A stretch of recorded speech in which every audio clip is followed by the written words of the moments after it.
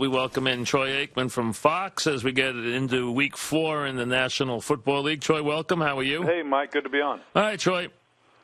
San Francisco Super Bowl team. San Francisco, 2 straight beatings. Kaepernick getting beat up. Harbaugh hearing he's no longer a genius. On the field tonight, how do they respond? Well, I think they'll respond well, but I think they're shorthanded, certainly, with the injuries that they have. I mean, we knew that coming into the season. I was surprised the way that they played the Packers Week 1. Maybe expectations got raised a little bit for that offense, but Kaepernick, I don't want to say he's not the threat. He just hasn't been the threat running the football, hasn't thrown the ball great, but some of that's to be expected. Now they're without, a couple key defensive players. If they were playing at home, I'd like San Francisco a lot more. They're playing a team that really got embarrassed against the Cowboys on Sunday.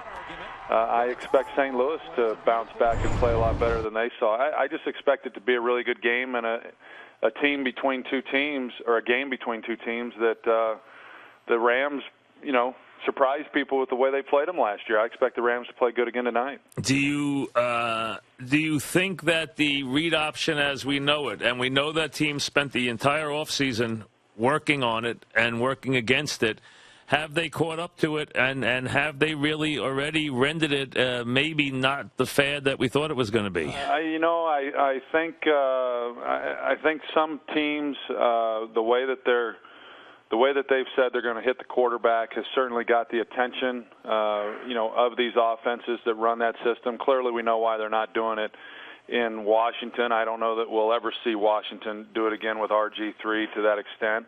So I'm not sure exactly why we're not seeing as much of it right now. I think it's a combination of the way defenses are playing, and it's also some of these offenses wanting to protect their guys. I mean, clearly they're running the quarterback in Philadelphia, and they're having success, with him and his legs. So I'm not willing yet to say that it's gone, but I think a case in point, not to get too statistical, but the average normally every year for yards per carry average for teams is around 4.0, and last year it was 4.3, and going into last week it was down 3.8. So a half a yard difference. And the biggest reason last year as to why it was up was because, obviously the quarterbacks were inflating those numbers. But I think what we've seen up to this year is the quarterbacks aren't running like they were, and time will tell if that picks up or not. We're talking with Troy Aikman, and there has been a change. And right now, the NFC, it's early, but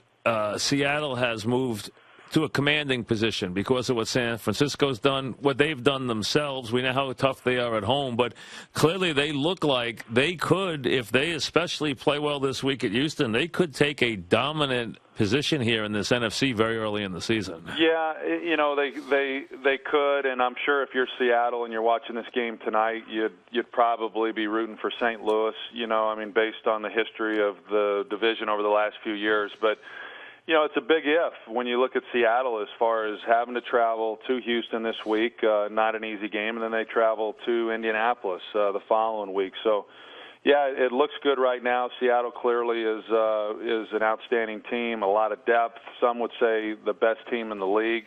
I think it's too early to make those proclamations, but, they could look a lot different here in 2 weeks as well. Yeah, really. So now in New York, obviously, we're in from the Giants' standpoint, everyone's very surprised, to be honest with you, that they would lay the egg they laid in Carolina. We've seen the Giants be erratic, but we've seen them always bounce back when they have to. They got their lunch handed to them. I mean, they couldn't even block a play. I mean, and we have not seen that. From the outside, where do you see the Giants right now? I was shocked, like everybody was. I just really expected, based on the fact that they were 0-2 and some of the personal tragedy for Coach Coughlin, I thought the team would respond a lot differently against Carolina. We've seen them, have a lot of success against that team in years past, and clearly it's different. But I just thought that they would play a lot better, and I thought it could be a blowout. But if anyone was going to get blown out, I thought it'd be Carolina. So I was really surprised. Now they play Kansas City.